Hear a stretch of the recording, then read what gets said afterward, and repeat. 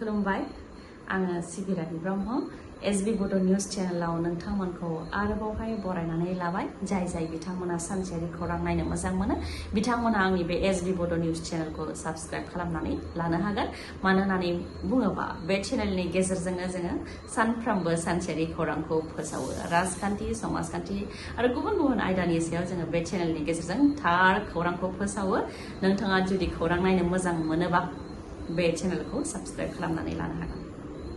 चिरां जिल्लानि बिजनी बर' बाजाराव गिख्रंथाव आरो दुखुनांथाव गारि जाब्रबथाय जाय जाब्रबथायजों सासे बर' लाइमोना गावनि फारसे आखाइखौ खोमानानै लानो गोनां जायो।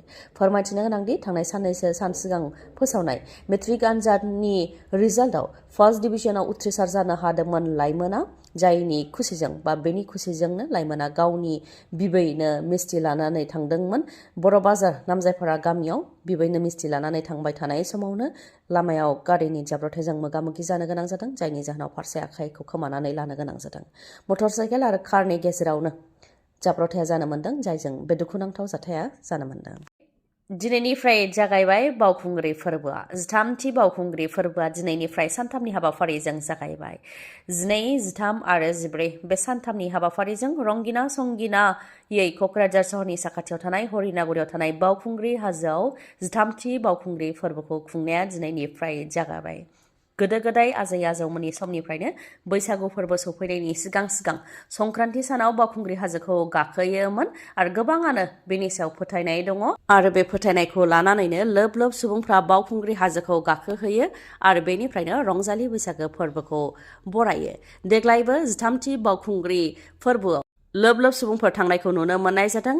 बिटिसि सोरखार हारिमु आफाद आरो गेलेमु आफादनि बानजायनायाव बे बावखुंग्रि फोरबोखौ खुंनाय जादों आरो देग्लायनि बावखुंग्रि फोरबोआव हाजो गाखोनाय बादायलायनायनि अनगायैबो बैसागु मोसानाय बादिनांनायखौ गुबै आयदा महरै लानाय जादों होननानै फोरमायथिदों। जाय बावखुंग्रि फोरबोआव रंजानाय बाजानाय गेलेनाय बादिनांनायनि अनगायैबो संनाय खावनायनि बादिनांनाय आरो गुबुन बर'नि दोरोङारि जानाय लोंनाय बायदिफोरनि मेलाबो थागोन बे बावखुंग्रि फोरबोआव। मेट्रिक आनजादाव टप 10आव जायगा आवग्रिनो हानाय बर' फरायसाफोरनो 20थि कमल कुमार ब्रह्म देरहासार बान्था 2026खौ होनो थाखाय फोसावबाय दुलाराय बर' फरायसा आफादनिफ्राय। टप 10आव जायगा आवग्रिनो हानाय फरायसाफोरनि मुङा जाहैबाय फारियै सोमावसार बसुमतारी बिथाङा चिरां जिल्ला बिजनी जोंमा रेसिडेन्सियेल बड' मिडियाम स्कुलाव फरायदोंमोन आरो बेनिफ्रायनो बिथाङा 89 जौखोन्दो लानानै उथ्रिसार जानो हादों। नैथियाव दङ संगिता बसुमतारी बिथाङा सुबनखाता UN एकाडेमियाव फरायनानै 88.83 जौखोन्दो लानानै उथ्रिसार जानो हादों। दावगासार नार्जारी बिथाङा क'क्राझार जिल्लायाव थानाय बड'फा मेम'रियेल स्कुलाव फरायनानै 88.67 जौखोन्दो लानानै उथ्रिसार जानो हादों।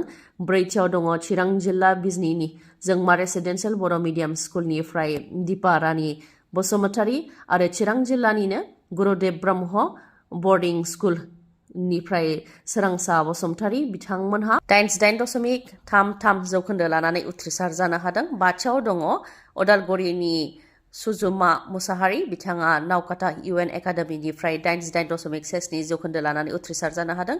लोगोसेनो बिश्वनाथ जिल्लानि उत्पल बसुमतारी दथियाव केनित ब्रह्म स्निथियाव दीपानिता बसुमतारीजों लोगोसे सोमलता नार्जारी 8थियाव दङ अमिषा बसुमतारी 9थियाव दङ बिनिता रानी ब्रह्म आरो 10थियाव दङ अम प्रकाश मुसाहारि लोगोसे सोरजि बर' बिथांमोननो 20थि कमल कुमार ब्रह्म देरहासार बान्था होनो थाखाय दुलाराय बर' फरायसा आफादनिफ्राय फोसावबाय। बिसायख'थि जोबनाय लोगो लोगोनो न' बानायनायनि मुवा बेसादनि बेसेना अख्रां नांदों। बिसायख'थिनि सिगां GSTखौ खम खालामनानै होदोंमोन BJP सोरखारा नाथाय दा बिसायख'थि जोबनाय लोगो लोगोनो फिन आरोबाव रायजो राजानि खर'आव रांनि बा बेसेननि बजा जाबसिननानै होदों BJP सोरखारा। बिसायख'थि जोबनाय लोगो लोगोनो GSTखौ फिन बांहोदों BJP सोरखारा। मोनफ्रोमबो सिमेन्ट बस्तानि बेसेनखौ 10 निफ्राय 20 रां बांहोदों। जाय सिमेन्ट बस्तासेखौ सिगाङाव 430 राङाव मोननाय जायोमोन बेयो दा बांनानै 450 रां जाबाय। 1 केजि लहानि बेसेनाबो 9 निफ्राय 10 रां बांदों। जायखौ 52 राङाव मोनोमोन 1 केजियाव बेखौ दा 62 राङाव मोननो हायो। बेनि अनगायैबो गाजोलनि बेलायावबो 1 केजियाव 60 निफ्राय 70 रां बांदों अदेबानि 10 रां बांदों। बेबायदिनो न' लुनायनि मुवा बेसादफोरनि बेसेनखौ बांहोदों BJP सोरखारा। आसाम बिधानसभा बिसायख'थि जोबखांनायनि उनाव TMC आरो BJPनि गेजेराव गोख्रों जुजिनाय जागोन सोनाब बंगआव। BJP आरो TMCनि गेजेराव गोख्रों जुजिलायनायखौ नुनो मोननाय जादों। बेंगलनि मासिखौ BJPआ लानो थाखाय गोजौनिफ्राय गोजौ दैदेनगिरिफ्रा फोसावदिं मेल खुंनायाव बारसोमफैदों। प्राइम मिनिस्टार नरेन्द्र मदिनिफ्राय लानानै नखर मन्त्रि अमित शाह बिथांमोनहा फोसावदिं मेल खुंनायाव बारसोमफैदों। बे खेबाव गिनायनि हेंथा जुजिनाय जागोन। फारसेथिं TMCखौ गिनाय, गुबुन फारसेथिं BJPनि सायाव रायजो राजानि फोथायनाय आरो बे बिसायख'थियाव गिनायखौ फेजेनगोन। TMCखौ फेजेननानै बेंगलखौ सिगां फारसे लांगोन होननानै बिबुंथि होयो प्राइम मिनिस्टार नरेन्द्र मदि बिथाङा। 15 बोसोराव TMCआ बेंगलाव मा मावखो बेनि सायाव सोंथि खालामनो थाखायबो बुंथियो। खालि दादागिरि, जाख्लनाय आरो मानसिफोरखौ सिगिनायनि मास्टारि आरो PhDल' खालामदों होननानैबो बिबुंथिखौ होयो मदिया। ओजोंहाय ममता बेनार्जीनिफ्रायबो गोख्रों फोसावदिं मेल। BJPनि हेंथा गोख्रों फोसावदिं मेल। भटार लिस्टआव मुं फैब्लाबो NRC खालामनो BJPआ नाजागोन, नाथाय बेंगलाव TMCआ NRC खालामनो माब्लाबाबो होआ। BJPनि थांखिया बेंगलाव NRC खालामनाय